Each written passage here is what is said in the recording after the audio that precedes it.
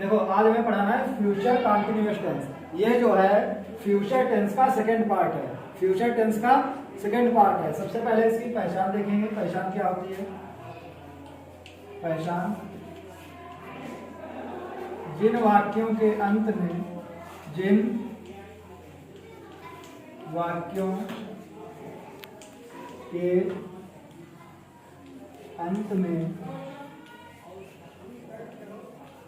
रहा होगा रही होगी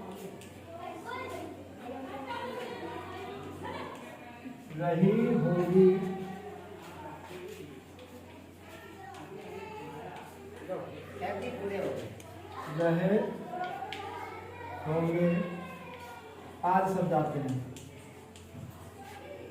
आज शब्द आते। देखिए फ्यूचर कंटिन्यूअस टेंस की पहचान क्या होती है?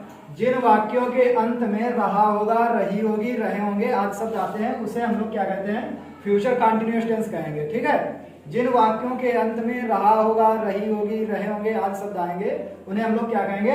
Future continuous tense. ठीक है, अब देखेंगे इसकी हेल्पिंग वर्ब। ऐसे टेंसेस में हेल्पिंग वर्ब कौन सी लगाई जाती है? Helping verb.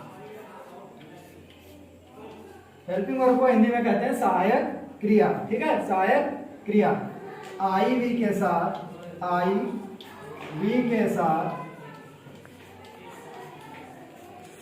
के साथ शैल बी और अदर कर्ताओं के साथ, अदर सब्जेक्ट जितने भी होते हैं, अदर सब्जेक्ट्स के साथ विल बी। ठीक है, आई वी के साथ शेल बी और अन्य कर्ता जितने भी होते हैं उसके साथ में विल बी का प्रयोग होता है। ठीक है, अब man verb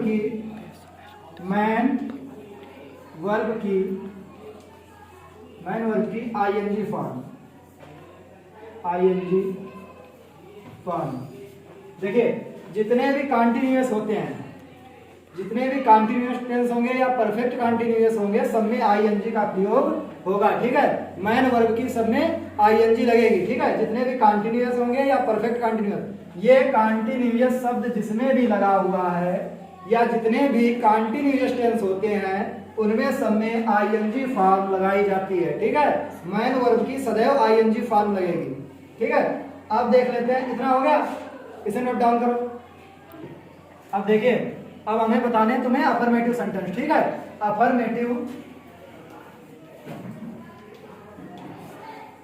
affirmative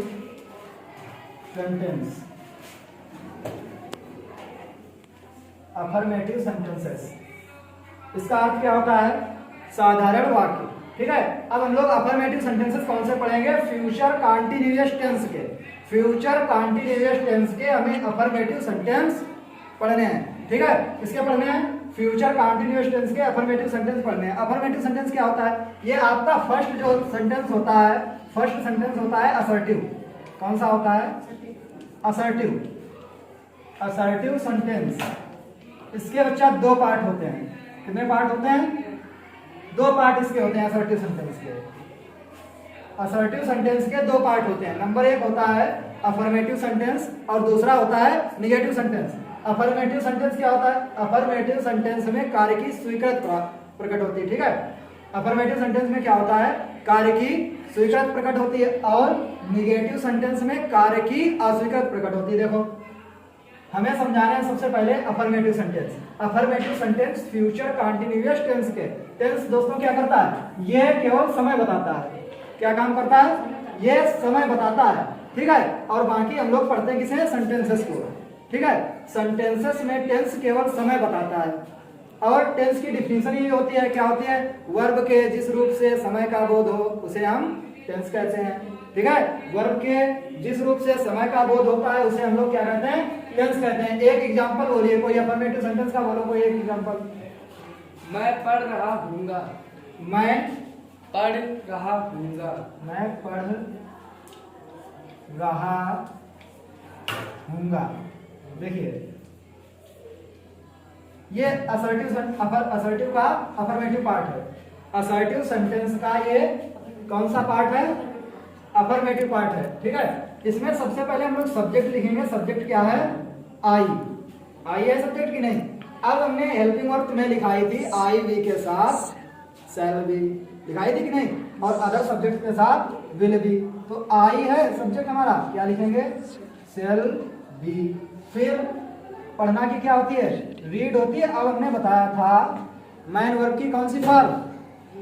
ING form. ठीक है, रीडिंग हो गया। ये सेंटेंस हो गया, इसे नोट डाउन करो 1 2 3 तक। देखिए, अब हमें तुम्हें बताने हैं असर्टिव सेंटेंस का सेकंड पार्ट, जिसे हम लोग क्या बोलते हैं? Negative sentence. देखो बच्चा, निगेटिव सेंटेंसेस क्या होता है? हमने अभी पहले तुम्हें बताया था कि निगेटिव सेंटेंस जो होता है इससे कार्य की अस्वीकृति, जैसे इसमें कर्ता जो होता है वो कार्य को नहीं करता। जैसे तुम बाजार नहीं जा रहे हो, ठीक है, मैं नहीं पढ़ रहा हूं, ठीक है, इसमें जो सब्जेक्ट होता है वो कार्य को करता नहीं, यानी कि कार्य की अस्वीकृति इसमें प्रकट होती है। और ये असर्टिव सेंटेंस जो हमारा पहला सेंटेंस होता है असर्टिव सेंटेंस, उसका सेकंड पार्ट है। ठीक है, इसका एक एग्जांपल देखेंगे, समझ में आ जाएगा। और ये निगेटिव सेंटेंस हम लोग किसका पढ़ेंगे? फ्यूचर कंटीन्यूअस टेंस का। ठीक है, एक बोलिए एग्जांपल, कोई बोलो एक। हाँ, निगेटिव का बोलो कोई। चपरासी घंटी नहीं बजा रहा होगा। चपरासी घंटी नहीं बजा रहा होगा। नहीं